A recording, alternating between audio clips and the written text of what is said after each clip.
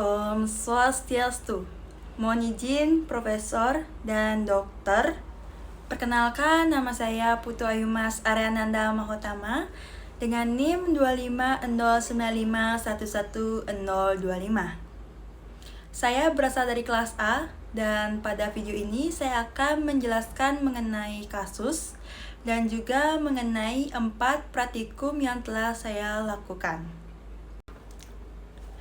Kasusnya adalah ada peternak membawa sampel untuk diidentifikasi penyebab penyakit yang menyerang pada ayamnya dan obat apa yang baik digunakan untuk mengobati ayamnya. Ayamnya adalah spesies ayam petelur dengan tren Lohmann Brown, umurnya 32 minggu dengan populasi 5.000 ekor. Lokasinya yaitu peternakan semi tertutup dari Kecamatan X dan Kabupaten Y. Anamnesinya pemilik melaporkan bahwa sejak 5 hari terakhir, ayam menunjukkan penurunan nafsu makan yang signifikan dengan pakan tersisa 25 hingga 30%. Produksi telur turun drastis dari 92% menjadi 78% dalam hitungan waktu 4 hari. Morbiditasnya diperkirakan mencapai 15% dan mortalitasnya 2%. Dari 100 ekor mati dalam 3 hari terakhir. Pemilik juga menyebutkan adanya bunyi ngorok pada malam hari serta kondisi liter yang basah akibat kebocoran instalasi minum. Pada pemeriksaan fisik klinis infeksi umum, ayam tampak lesu berdiri dengan kepala menyusup ke dalam sayap, bulunya kusut dan juga berdiri piloreaksi. Sebagian ayam menunjukkan posisi berdiri dengan sayap terkulai. Pada sistem pernapasan terdapat dyspnea atau sesak napas dengan tipe pernapasan abdomen. Pada auskultasi atau suara khas dari jarak dekat terdengar suara rales, basah, dan suara ngorok terutama saat ekspirasi. Pada sistem pencernaannya, sirkum anal di sekitar anus itu terlihat basah dan kotor oleh feses yang berwarna putih kehijauan atau putih kapur hingga kekuningan dan tidak ditemukannya darah pada feses. Mukosa dan kepalanya itu atau pial dan jenggernya tampak pucat serta sedikit sianosis pada bagian ujungnya. Namun tidak ditemukan pembekakan pada wajah atau sinus infraorbital. Suhu tubuhnya itu suhu rekta rata-rata 42,8 Celcius dari normal 40 sampai 42 Celcius. Selanjutnya masuk ke praktikum yang pertama yakni pengenalan alat-alat laboratorium, sterilisasi, pembuatan media, dan isolasi kuman.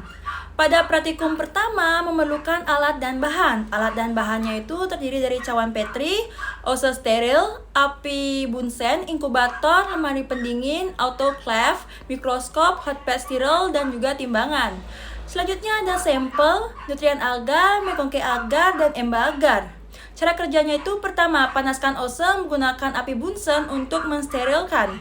Ambillah sampel menggunakan ose steril, lalu goreskan ose yang berisi sampel pada media nutrien agar, mekongke agar, dan emba agar. Inkubasilah media yang berisi sampel di dalam inkubator pada suhu 37 Celcius selama 24 jam. Amati pertumbuhan bakteri di ketiga media agar. Nah, hasilnya berdasarkan praktikum penggunaan nutrien agar, mekongke agar, dan emba agar menunjukkan perbedaan pertumbuhan bakteri dari segi jumlah, warna, dan morfologi koloni. Nutrien agar mendukung pertumbuhan berbagai bakteri. Mekongke agar menyeleksi bakteri gram negatif serta menunjukkan fermentasi laktosa. Sedangkan emba agar membedakan kemampuan fermentasi laktosa meskipun tidak tampak fermentasi kuat. Metode strict plate yang dilakukan secara aseptik ini berhasil menghasilkan koloni yang terpisah dengan morfologi seragam. Namun, identifikasi bakteri secara pasti masih memerlukan uji yang lanjutan. Selanjutnya masuk ke praktikum yang kedua yakni identifikasi pewarnaan gram dan uji katalase. Pada praktikum kedua memerlukan alat dan bahan yakni koloni bakteri atau media selektif atau mekongke agar, pewarnaan kristal violet, iodin, alkohol, pewarnaan safranin, objek gelas, ose steril, api Bunsen, korek api, dan mikroskop. Jenis pewarna yang digunakan yakni pewarnaan diferensial atau pengecatan gram. Cara pengerjaannya yang pertama, permukaan objek gelas diberi tanda lingkaran, lalu teteskan 1 aquades pada objek gelas, lalu ambil koloni bakteri menggunakan ose steril dan campur aquades dengan koloni bakteri di atas permukaan objek gelas. Kemudian keringkan dengan cara diangin-anginkan, lalu teteskan 2 hingga 3 tetes kristal violet. Tunggulah 1 menit, setelah itu bilas dengan air mengalir. Kemudian teteskan larutan iodin, tunggulah 1 menit, setelah itu bilas dengan air mengalir. Kemudian dekolorisasikan dengan alkohol sekitar kurang lebih 30 detik. Kemudian bilas dengan air mengalir. Lalu teteskan safranin, tunggulah 1 menit, kemudian bilas dengan air mengalir. Hasilnya bakteri gram positif akan berwarna biru atau ungu, sedangkan bakteri gram negatif akan berwarna merah atau merah muda. Nah, hasil pada saat pengamatan yakni sifat gramnya itu negatif dan bentuknya juga bacillus, serta susunannya monobasil. Nah, pada uji katalase kita memerlukan alat dan bahan yakni koloni bakteri atau media diferensial atau EMBA agar dan media umum atau nutrien agar. Objek gelas, oso steril, api bunsen, larutan H2O2 dan korek api. Jenis kegiatannya yaitu koloni bakteri atau media diferensial atau EMBA agar dan koloni bakteri media umum atau nutrien agar. Cara kerjanya yang pertama, siapkan objek gelas bersih, kemudian ambil sedikit koloni bakteri menggunakan oso steril dan letakkan pada permukaan objek gelas. Yang kedua, teteskan larutan hidrogen peroksida H2O2 pada koloni bakteri tersebut. Lalu yang ketiga, segera amati reaksi yang terjadi setelah diteteskan larutan hidrogen peroksida H2O2. Nah, jika muncul gelembung, artinya bakteri positif katalase karena mampu menguraikan H2O2 menjadi air dan oksigen. Namun, jika tidak muncul gelembung, artinya bakteri negatif katalase karena tidak memiliki enzim katalase. Nah, pada hasil pengamatannya, keduanya sama-sama munculnya gelembung secara lambat setelah diteteskan H2O2 yang artinya terdapat enzim katalase dengan tingkat rendah.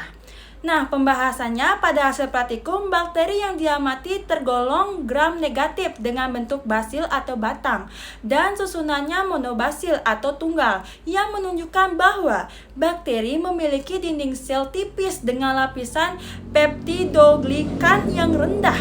Selain itu, hasil uji katalase menunjukkan adanya pembentukan gelembung meskipun berlangsung lambat, sehingga dapat disimpulkan bahwa bakteri bersifat katalase positif dengan aktivitas enzim yang rendah. Dengan demikian, kombinasi pewarnaan gram dan uji katalase memberikan informasi awal yang penting dalam identifikasi bakteri, yaitu mengenai struktur dinding sel, bentuk morfologi, serta kemampuan enzimatiknya. Data ini dapat menjadi dasar untuk analisis lanjutan dalam menentukan jenis bakteri secara lebih spesifik. Selanjutnya masuk praktikum ketiga yakni uji biokimia dan gula-gula.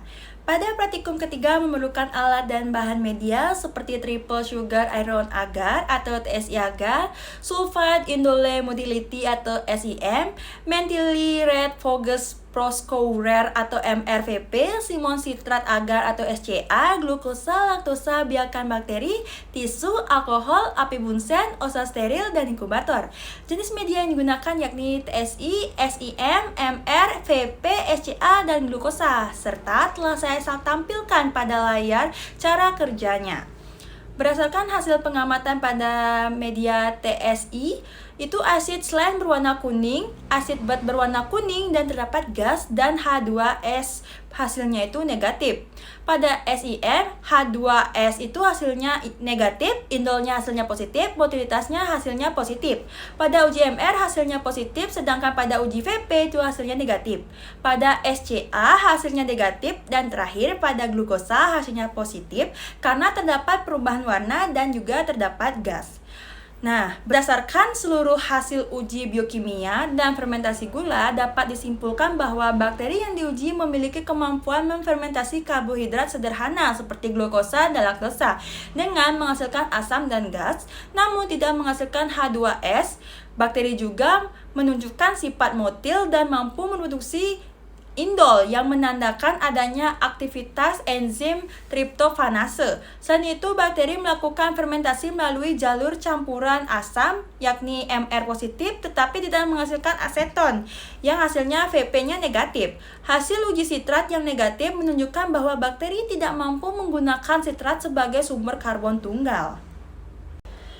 Selanjutnya masuk ke praktikum keempat, yakni uji sensitivitas kuman. Pada praktikum keempat, memerlukan alat dan bahan yakni cotton swab steril, api bunsen, pinset steril, inkubator, suspensi bakteri uji, penggaris, media Mueller-Hitton agar atau MHA, antibiotik paper disc atau kertas cakram, ada 4 yakni K30 kanamycin, E15 erythromycin, Da2 clindamycin, SXT25 sulfametozazole atau trimethoprim berserta alkohol 70%. Cara kerjanya yaitu pertama, ambil koloni bakteri menggunakan cotton swab steril lalu usapkan pada cawan Petri yang berisi Mueller-Hitton agar inokulum tersebar ke seluruh cawan. Diamkanlah cawan Petri MHA yang berisi bakteri selama 5 hingga 10 menit. Kemudian ambil antibiotik paper disc menggunakan pinset steril dan letakkan antibiotik paper disc atau kertas cakram dengan jarak minimal 2 cm dari pinggiran cawan Petri maupun antar antibiotik lainnya. Inkubasilah cawan Petri di inkubator pada suhu 37 Celcius selama kurang lebih 24 jam. Setelah inkubasi selesai, amatilah zona hambat killing zone yang terbentuk di sekitar masing-masing antibiotik paper disc atau kertas cakram. Ukur dan bandingkanlah diameter zona bening pada setiap antibiotik paper disc atau kertas cakram menggunakan penggaris untuk menentukan sensitivitas bakteri terhadap antibiotik. Hasil pengamatannya pada jenis antibiotik K30 atau kanamycin ukurannya itu 20 mm dengan kriteria sensitif. Nah, pada antibiotik E15 atau erythromycin itu ukurannya 6 mm dengan kriteria resisten. Pada Da2 atau clindamycin ukurannya 6 mm dengan kriteria resisten. Pada SXT25 atau sulfametozazole atau trimethoprim itu ukurannya 6 mm dengan kriteria resisten. Nah, berdasarkan hasil praktikum bahwa bakteri Escherichia coli menunjukkan tingkat sensitivitas yang berbeda-beda terhadap 4 jenis antibiotik yang telah diuji. Hanya kanamycin yang terbukti efektif dengan zona hambat sebesar 20 mm dengan kategori sensitif karena kemampuannya menghambat sintesis protein pada ribosom bakteri. Sebaliknya, bakteri tersebut sudah resisten terhadap sulfametozazole atau trimethoprim, SXT, erythromycin, dan clindamycin dengan zona bening hanya sebesar 6 mm yang mengidentifikasikan adanya mekanisme pertahanan seluler seperti pompa efflux atau perubahan target serangan antibiotik. Secara keseluruhan, keberhasilan uji Kirby-Bauer ini sangat bergantung pada penggunaan media Mueller-Hitton agar atau MHA dan ketepatan prosedur teknis agar hasil interpretasi sesuai dengan standar CLSI.